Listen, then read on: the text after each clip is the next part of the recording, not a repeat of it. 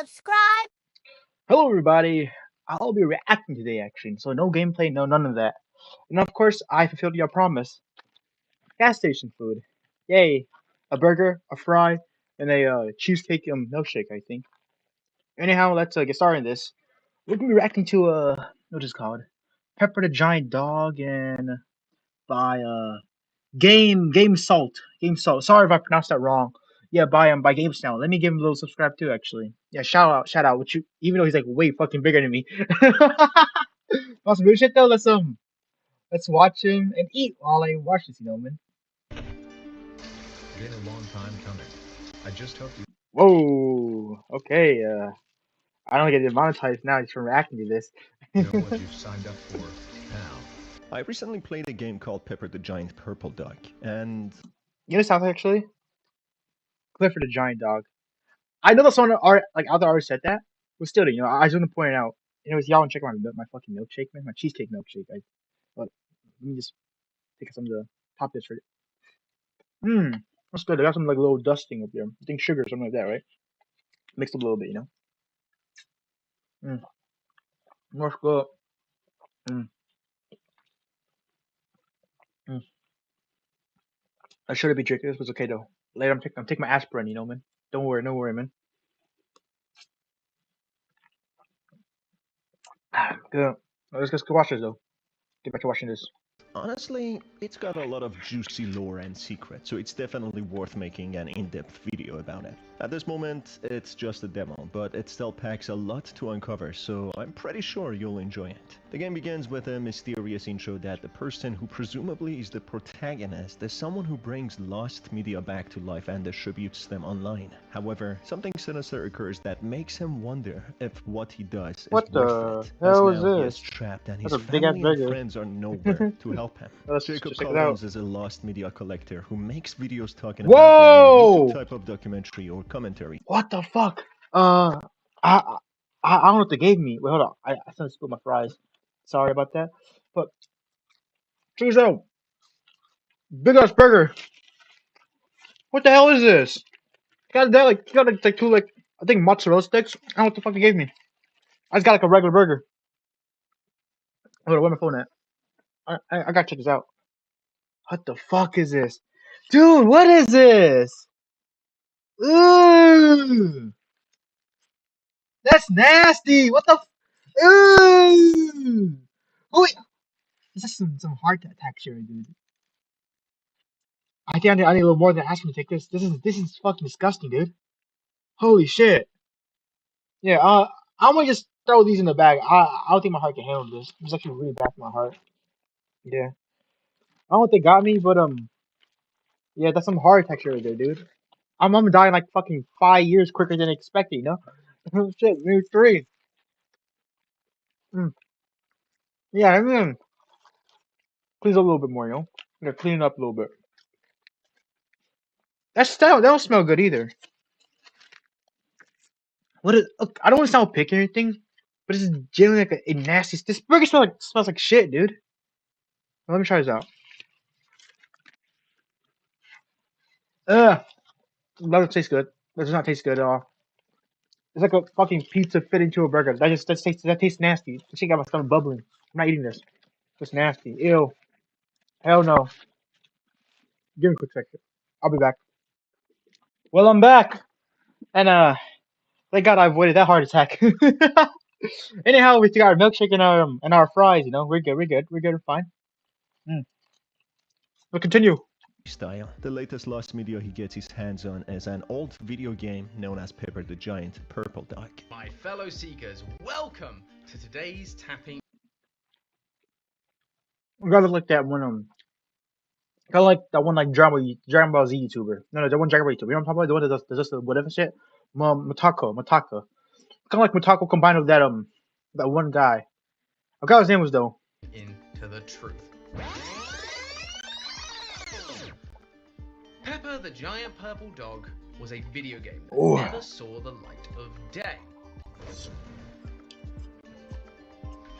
You see, the game was planned to drop in the year of 2002 under Hagenstein Games. Brian Hagenstein had publicly announced that this project would be the defining pillar of the next generation of gaming. Well, that's the thing. It didn't. 2002 came and went, years later, and we're still in the dark. Yo, RDC Metro. You ever seen that one? You ever seen that one RDC skit where like they make like this game that took 30 years to making shit, but then it was like, nah, fuck that, man. We'd rather play the Stickman button game. The further I dig myself into this one, the more I find out that this isn't the usual story. This isn't the usual cover-up. And there's something waiting, bubbling beneath the surface that is ready to pop. So, what's our job, seekers? It's to tap into the truth. I brought this to all of your attention, and now it is time we unveil it. The game was supposed to launch publicly in 2002 under the Hagenstein Games by the developer Brian Hagenstein. He was a passionate developer and truly believed that the Hagenstein, huh? Sounds German. I would have trusted that personally, you know? this game will be revolutionary, but it never saw the light of day and was never published. Jacob explains that it seems to be some sort of a cover-up of a foul play, and he intends to uncover all the secrets about what really happened, as if it is some sort of a true crime episode. Jacob got his hands on the CD. Real shit, man. That's how we always like, you know, man. We're like they're covering like actual dead people, IRL, like actual like, tragedies. They make it sound like, whoa, did you know that they did this, did that? But then like, we're gonna cover like a fucking lost meat or like, did you know they did this and did that? You know, different tone and shit, man. Which was supposed to be a playtest being sent over to him from a friend or a fan watching his videos. It is one of the only few copies, and hence it is really valuable and extremely rare. So understandably, Jacob is extremely excited to play the game for himself and dig deep into its hidden secrets to uncover what really happened and why it never was published. As he places the CD into his computer and starts the game, we are thrown into the world of Pepper, the giant purple dog. We wake up in a large purple house in the small town of Normalville. First thing we see after waking up Creative. is the towering purple dog called Pepper, who is in the backyard. He is so large that he can see over the fence and barely fits inside the backyard. Jacob then walks the protagonist around the town, where we can talk to the neighbors and other people who happen to be very friendly. Despite the town being very clean, friendly and bright, with happy bold colors, something feels extremely wrong. All the people we speak to have robotic voices and act as if they are doing it based on a forced script. Talking to the neighbor called Oscar, he welcomes the protagonist to the town and reminds him that the protagonist needs. That's the most widest Oscar I've ever seen. I just don't let that out, you know. I don't let you know. That's like it's like the most widest Oscar like name I've ever fucking seen. I mean, like, here's the thing. He kind of looks a little like Italian. I know there's like a whole like you know like the debate over that, like if Italians are white or whatever. But still, you know, man, that's like the most widest Oscar I've ever fucking seen before. I don't let you know. To pick up some dog food for Pepper, as he is always hungry, understandable from the large size that he possesses. I'm Oscar. Take a look around Normalville. You'll get to meet some great folks. Don't forget to pick up dog food for Pepper. He's always hungry. As the protagonist goes on to speak to more people, all seem happy and very pleased with the town, saying how it is perfect and it is an ideal place to raise a family. That's until we go to the park and speak to some more people, with two of them all got the same face, same Oscars, man. revealing something very unsettling. One of them say that they are trapped for decades and that their bodies are decaying. Another says that they are stuck here. And finally, someone else in the street asks for help. So it is clear that these individuals are more than just digital NPCs, and they seem to be real humans whose souls have been trapped in this playtest. It's a lot to assume, you know, man. And not just like maybe like, hey, man, maybe the devs, you know, man. We're just like, hey, man, you want to fuck with them, man, and be evil and shit. It's kind of like the one creepypasta. Where MC was like friend of this guy, right? Who went around just like making like evil copies of gaming shits, you know, man. And like, and all these games that like, and all those like games with like the evil version of it, man, was actually like oh my god, it was like made by this one guy, you know, man. That one, y'all know creepypasta I'm talking about, right? Like, there's actually this one guy who made all these games. All of them had like actual like reasoning behind it and everything too. They're like whoa, so all the guys just made the one game, huh? You know, I all like that rather than like the whole like, oh, there's supernatural shit going on, you know. And it was not, and the whole time it was just one like fucking dickhead Edge Lord, who's really fucking mentally ill, he's doing all this shit. It's all feel like something going on here too, you know. Like little theory, that's all. That's all. I know, it follows a very cliche plotline with Exactly. Cliche, you know. I see all the time too. I seen Digital Hurdle and all the other stuff, man. all the horror lost media. I have covered so many of these games and analog horror that at this point we might already be able to predict the ending and what will happen. But we never know until we learn about the ending. There might be something that will surprise us. Many of the NPCs even ask about Pepper and how the protagonist managed to get a dog like him, and they don't even know about the gender of the dog, whether it is a female or a male, and nothing is clear. It all seems like a big mystery despite the game portraying that Hey yo, it might just be gender fluid, you know, man. The neighbors, man, they might be respectful, dude. I'm drunk. I'm drunk, by the way. I'm not trying to be mean to you, creator. But hey, doctors might be gender fluid. Who knows? everyone knows each other, and it is a small, cozy, friendly town. That's when we go and inspect the garden behind the house. It is riddled with many tombstones, even though it is not a cemetery, and these graves are out of place. It's bizarre to why there are here, and who is lying under the ground. That's when we start collecting some coins randomly being there, but not without its consequences. There is a monstrous being that guards this garden and acts like a crying angel. If we look away, it approaches us with tremendous speed, but if we look at it, it stays in its place. This monstrous being distorts the reality and the background music even gets disrupted. Whenever it gets close enough, it teleports us back to the house and we have to travel back to the garden. So who could this monster be and why does it act like a guard to this garden? It's possible that this entity killed the dead lying in the ground, or maybe it actually acts like their guardian. We can't really say, apart from theorizing, but we'll get back to it later in the video. After getting all the coins, we unlock a storybook known as Rogue Boy's Grand Adventure. We have some Easter eggs in here. Yo, Astro Boy mentioned. Astro Boy mentioned. Seeing Ban Ban from Garden of Banban and Woody from Toy Story, who has a weird mustache. The story of the storybook is somehow similar to one of the plots of Toy Story, where the Rogue Boy's toy stays in the display of a store to be sold, thinking it'll fly off and a child is going to buy it, but it happens to be the only toy that doesn't sell, while every other toy sells out. It's not realistic. That is not realistic. I'm just gonna be honest, y'all. These type of toys, man, it's just made for boys, no man. Like cool, like robot action figure shit, man. Tend to be one of the like get sold the most, no man. Especially by those what do you call it again? Those scrapers. Those guys like buy first and shit. So like everybody got buy them a higher price, buy them on like eBay or whatever. Like these type of toys, man, they go for very fucking high. Especially for boy toy, you know. Especially one that's like a robot boy toy. And I'm assuming it's like maybe like the 90s or 80s, whatever.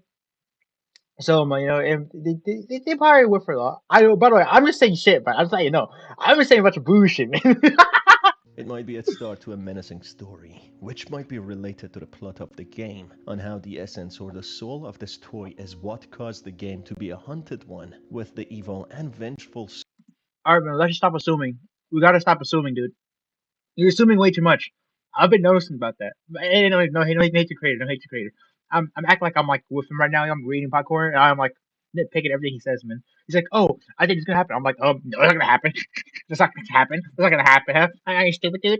Soul of Rogue Boy, now possessing the character of Pepper. Anyway, we get back to the main plot and get a large bag of dog kibbles from the convenience store and give it to Pepper. Pepper barks, but in a strange and ironic manner, as if a human is making bare minimum effort in making a bark sound. Bark. As we pour the entire bag of kibble inside Pepper's food bowl, he gets busy eating and finishes it very quickly. Right away, Pepper starts to talk in an unsettling manner. Thank you for feeding me. Are you surprised to hear me speak? To hear me talk in your language? That as usual, for the first time people meet me. Roblox is way more fun when you have Robux. But Robux cost money, and I like you know. You were quick to get the job done. It becomes clear that new people come and serve Pepper, acting as his servants rather than owner. Pepper even says good boy to the protagonist and mentions how he likes the protagonist as he was quick feeding him. Clear that they're There's a lot of people out there, man. Like a whole bunch of people out there, man, who would fall for that shit too. By the way, you know, man, show an ounce of kindness, man, and they would serve the dog for like forever. And I just know that this game like fandom gets fishing. This game is, I'm pretty sure this game is still like relatively still new, right? So like there's two out there, man, who 100% fall for this act, man. He sees Dog as a good guy. I'm just saying. I've seen it happen, Kevin. I'm part of Creepypasta like fandom after all. I'm part of like a bunch of fandoms in general, and I've seen it happen so much times. I'm Where saying. others. This unveils whose graves were at the back. They belonged to other players who playtested the game and weren't up to standard, and maybe refused the demands of Pepper and ended up dying. We quickly go to talk to the neighbor, Oscar, who repeats a generic conversation, but then, under his teeth, he whispers and tells us the unnerving truth that they are real humans trapped in the game, and if we don't obey Pepper, things will be bad for us. Yeah, we got it right, huh? Hey man, I accept my mistake though, man. The OP man, the guy who made this video, he got it right. He got it right. I'm wrong, you know. Pet is super radical. How did she get so tall? Or he? The dog's name is Pepper, right? Does it have a cat companion called Salt? Ha ha ha ha. Listen, dude, this is just a stupid routine I have to go through every time someone plays the game. Things are about to get a bit crazy, so strap in.